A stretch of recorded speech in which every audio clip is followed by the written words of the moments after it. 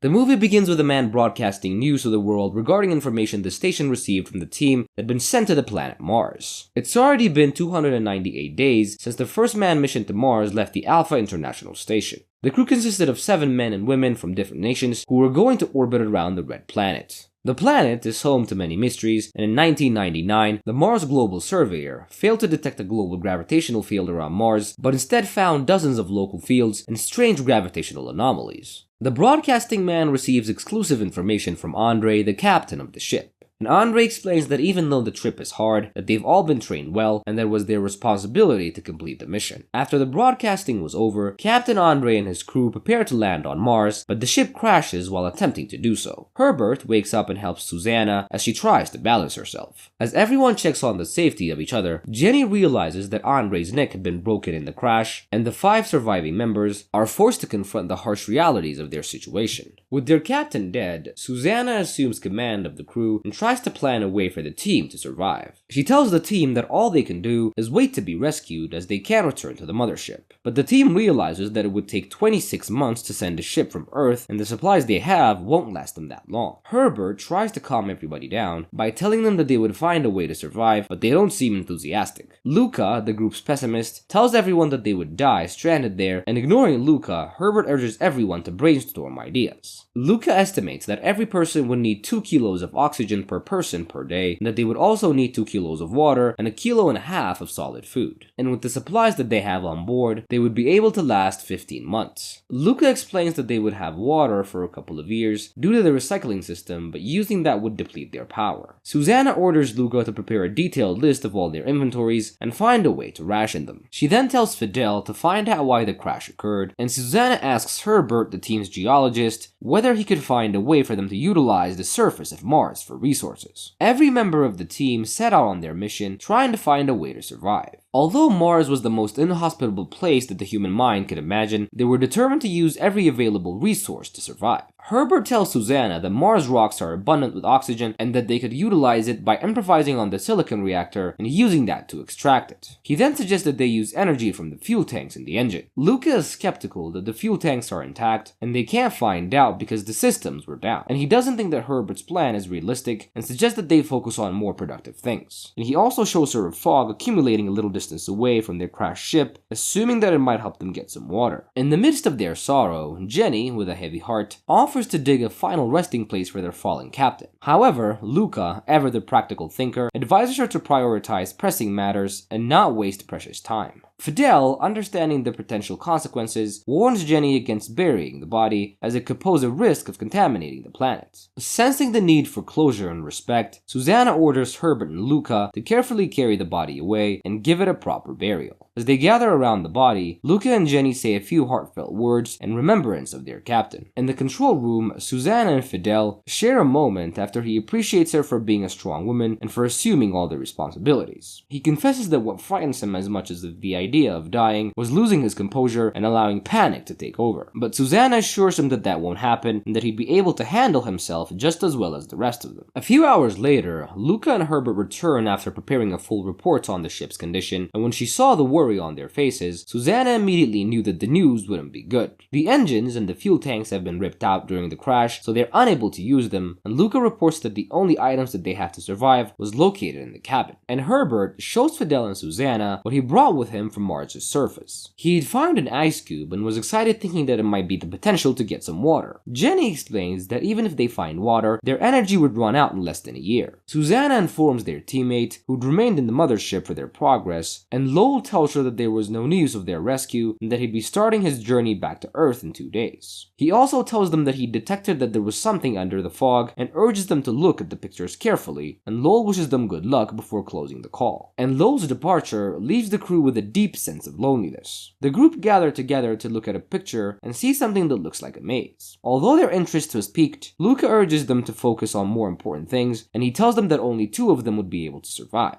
Upset, Jenny yells at Luca, asking him if he expected them to draw lots to see who lives and who dies. And although they weren't happy about it, the crew accepts that Luca's estimation was correct. Herbert doesn't think that they should rush into making decisions because they might find something, but Luca shuts the idea down. The group then tries to decide on which two members should be left to live, and Susanna decides that Jenny and Luca should be the only ones who stay because Jenny was a doctor and Luca knew how to keep the ship running. But Herbert couldn't accept Susanna's decision, suggesting that they need to think of another way. But Luca explains to him that he had tried to think of everything that he could, but there was no other way. The two then begin to argue loudly until Susanna stops them. The group decides to sleep for 5 hours before it's time for them to leave, and when the moment finally arrived, the three took as many oxygen tanks as they could carry and headed out. And Jenny was saddened by the fact that they were forced to do this. Outside, Fidel comments that the place looks like a sunny winter day on Earth, and Luca uses their intercom to tell Susanna to turn on her camera so they can record everything. Once he gets them online, Susanna starts explaining that they were going to try to walk to the edge of the valley, which would take about 4 to 5 hours. They then walk through a landscape that seemed to have been carved out by a catastrophic flood, and the untamed beauty in the strange area would take their breath away. Once they got to the valley, Susanna asks Jenny if the transmission was clear, which Jenny confirms. The group then decide to go down and check out the fog deep in the valley, and on their way, Fidel starts to complain about how much of an idiot that he was for choosing to leave his family and come to Mars. Susanna suggested they continue their journey in silence as they're using more oxygen when they speak. Herbert was down to his last oxygen bottle, and the group didn't have much more than that. And they knew that they were nearing the end of the road, but none of them wanted to say anything, and a few hours later, Herbert collapses after running out of air and dies. Fidel and Susanna are forced to leave his body behind and continue their walk, and suddenly, Susanna sees a cave and senses immediately that there was something strange inside of it. As they walk in, Susanna realizes that the tunnel that they found wasn't natural but man-made. On the walls, they see carvings made by what they assume to be was an intelligent being. The two realize that they stumbled upon the remains of an ancient civilization, and Fidel had spent his entire life trying to prove that life on Mars was possible. He and Susanna had stumbled upon evidence that he was right, and as they walked deeper in, they feared that the discovery that they made would die with them. As they venture deeper, Fidel's equipment starts to register that there was oxygen and normal air pressure, and Fidel takes off his suit, despite Susanna's pleading, and discovers that he can breathe in the tunnels. The two then decide to continue, walking in the hopes of finding something else. As they wander around, Fidel accidentally walks into the part of the tunnel that doesn't have air pressure and dies, and Susanna tries to help him, but realizes that she was too late. Although saddened by her friend's death, Susanna knows that she needs to keep going if there's any way for her to survive. And so she starts recording herself, even though she knows that the only way people would see it is if anyone bothers to look for her body, and Susanna felt incredibly alone in the mysterious place where a strange technology was operating. She assumes that this place was the reason that they registered anomalies on Mars's gravity, and she would spend hours going around the place, but she still couldn't find anything. She then realizes that there was no air pressure in the corridors that was marked with a star. She continues to follow the arrows carved on the walls, hoping that it would take her in the right direction, and in one of the corridors, she finds the fossilized remains of dead aliens. Back in the ship, Luca tries to contact the two because the image disappeared, but all he could hear was static.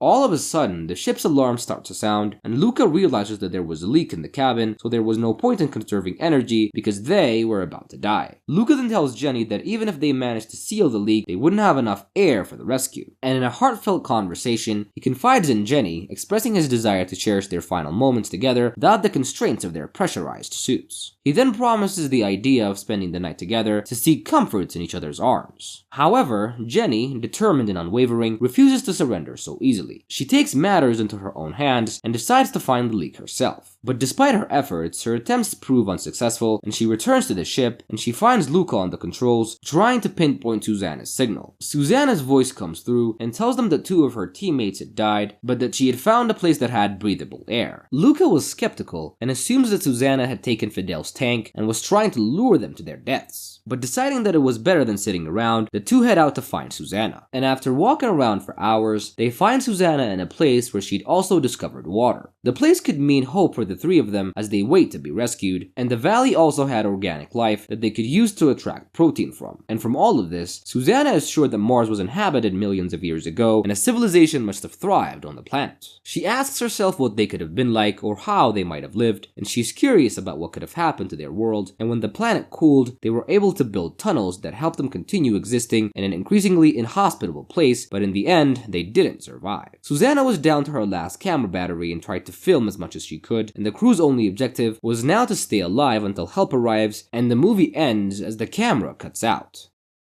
If you enjoyed this video, head on over to our second channel and subscribe because we upload awesome recaps on that channel as well. I'll leave you guys the link in the description and the comment section, and I'll see you guys on the next one.